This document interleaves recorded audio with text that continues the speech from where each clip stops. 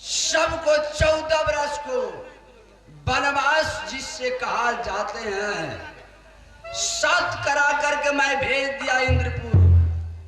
यहाँ इंद्रपुर में सुन है। अब हम स्वयं है, जिस प्रकार से राज को मंत्री होते हैं, अब इंद्रपुर के हमारे हनुमान छरी मंत्री है।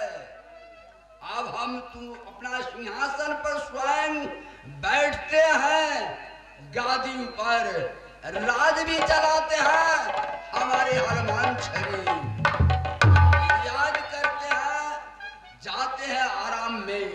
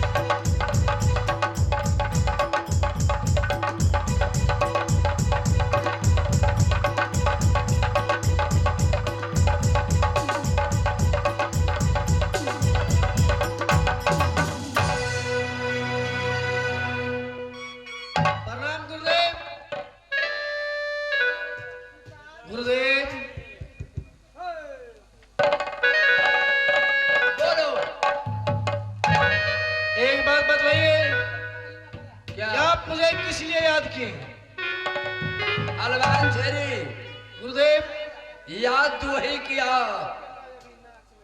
14 वर्ष के साथ करा करके मैं इंद्रपुर से जितने पड़ी था सबको जैसा भेज दिया।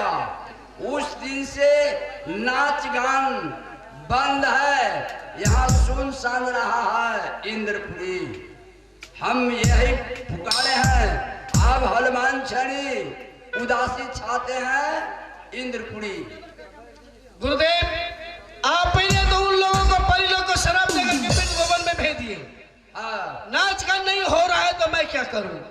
आपका इंद्रपुर सुनसुनाहट लग रहा है तो मैं क्या करूं? मैं तो अपने ड्यूटी में 7 फाटक के बाहर में जाकर के ड्यूटी के बजा रहा हूं। गुरुदेव, आप अपने सिंहासन पर विराजमान कीजिए, मैं जा रहा हूं 7 फाटक के बाहर में अपने ड्यूटी हाजिर करूंगा।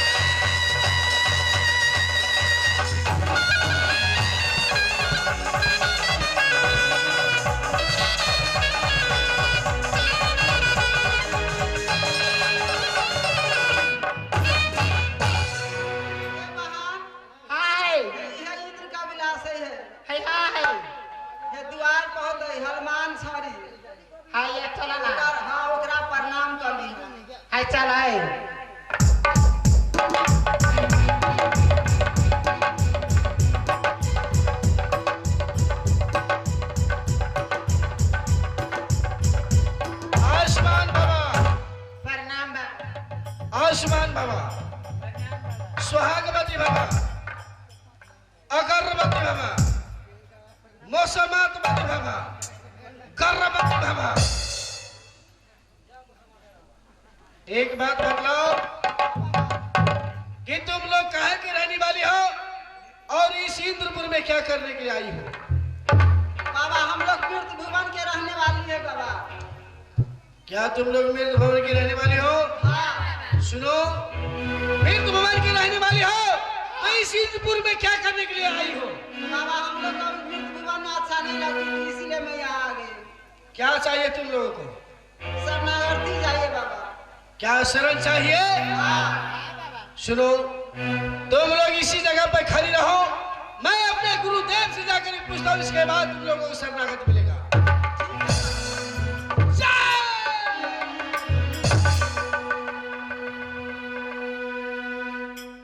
गुरुदेव बोलो। मृत भवन से कुछ परी लोग आई है और परी लोग शरणागत मांग रही है।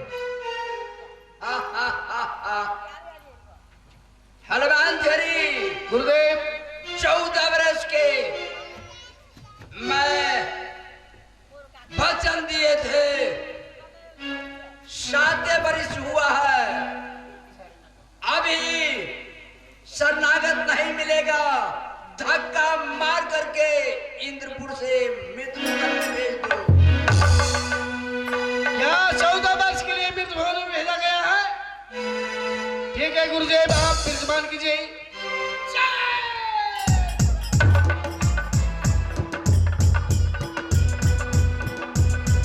सुनो सुनो, मेरे पूछ को क्यों छू रही है?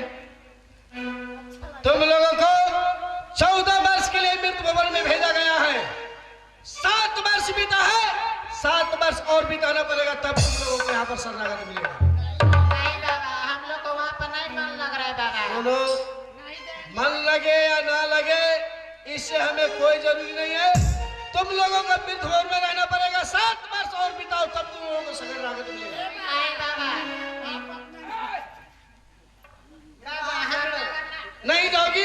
नहीं जाएंगे सर। नहीं जाओगी तो तुम लोगों को धक्के मार के यहाँ से भगाना पड़ेगा।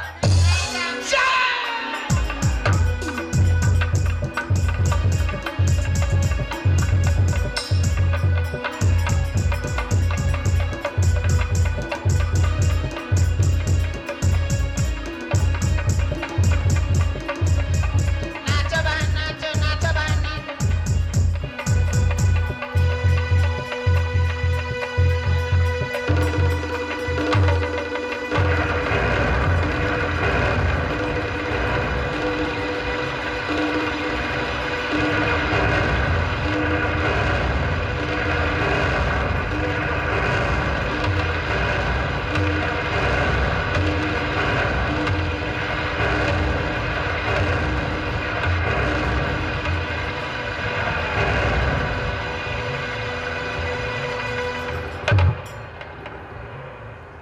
हनुमान झरी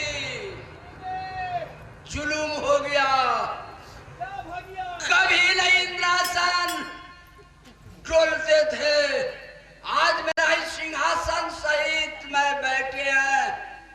चाहे तू आकाश में चला गया कि कहाँ, भाई ठिकाना नहीं। क्या बात है? गुरुदेव, शायद मालूम लग रहा है कि परी लोग ने आज इतना नाच गान किया है कि सरपुर, नरपुर, इंद्रपुर को, तीनों पुर को डोला दिया है। गुरुदेव, अभी भी परी लोग में सत बची हुई है। पूछिए कि परी लोग क्यों इतना आज नाच गान किया, क्या चाहिए, क्या मांगते हैं वो लोग, पूछिए। सती बोलो। हाँ बाबा। इतने गान, इतने जो नाच किया, क्या लेना है, क्या मांगना है? तो हमारे हनुमान छड़ी से मांगो। बाबा 7 बना दो तब मैं तो। 7? अरे तुम चीज है सर? जो मांगना है दिल खोल कर को मांगो, तुम्हें मैं मुंह मांगा इनाम दिया जाएगा। सभी परी लोग एक ही बात बोल रहे, सत्य करो सत्य करो। अरे सत्य में क्या चीज लगा हुआ है? अरे क्या मांगेगी तुम लोग? अरे मांगना है जो मांगो, ऐसे ही तुम लोगों को मुंह मांगा इनाम मिलेगा। चलो मांगो। गुरुदेव, जब तक आप सब नहीं कीजिएगा, देखबी धूप खोले लगा मार दो मुंह। भागी जाओ पोसा। हाँ बोलो भगवान चरी। भगवान चरी, क्या कीजिएगा गुरुदेव? मैं मृत भुवन को रहने वाली है, हम इंद्रपुर के रहने वाला है।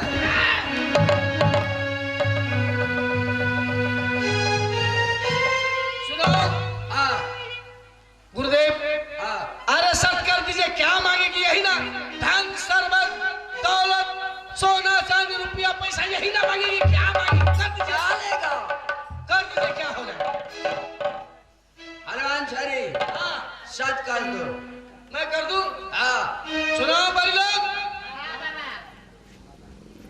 सत करना पड़ेगा। हाँ, एक साथ दो साथ बाद में भी सुन साथ, जो तुम लोगों को कहल नहीं करे वो असी कुंड में रख में गिरे। मांगो, क्या मांगना है? बाबा, हाँ, हम लोग को साथ भर नींद और अमृत भजन दे दो।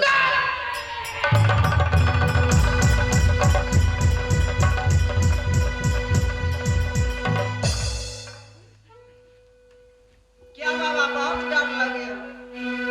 ए, तुमने मांगा कुछ नहीं मांग दिया। इंद्रपुर गठन को और सुनो, दूसरा और चीज मांग लो। नहीं बाबा, नहीं।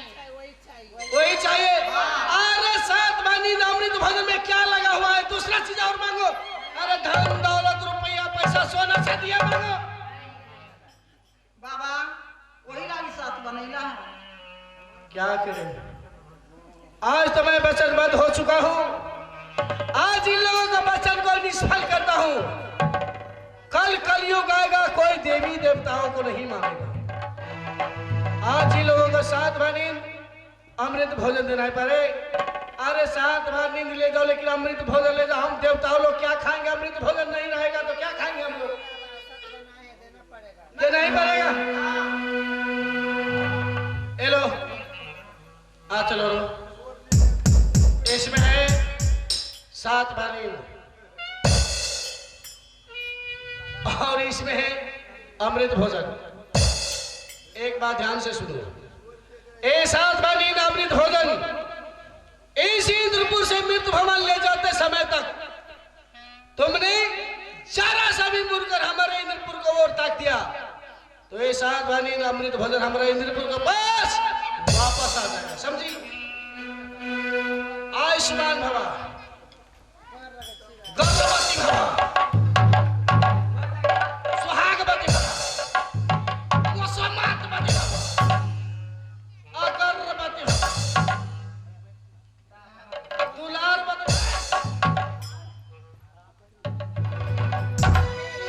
अब अपना सब चलो ना। ठीक है, चला। बटिया अब जो है तो होतई है।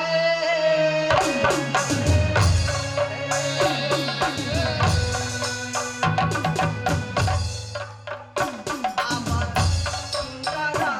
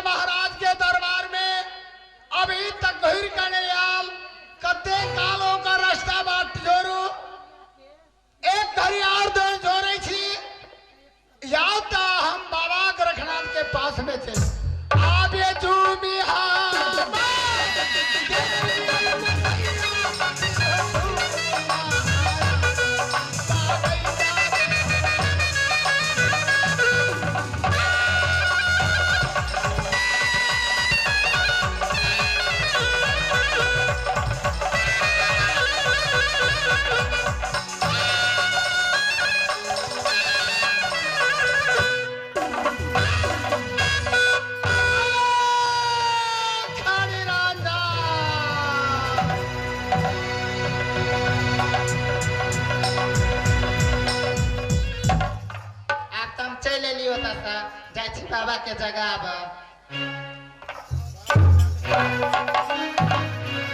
बाबा छै की कहै छ बहन? हम चले लियो ए बाबा इंद्र महाराज के दरबार से चले ला।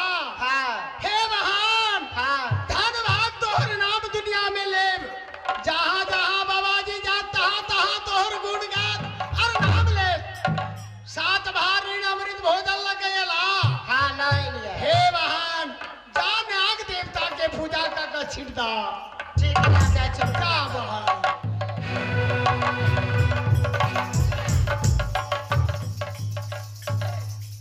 या बाकिया, या दैवा,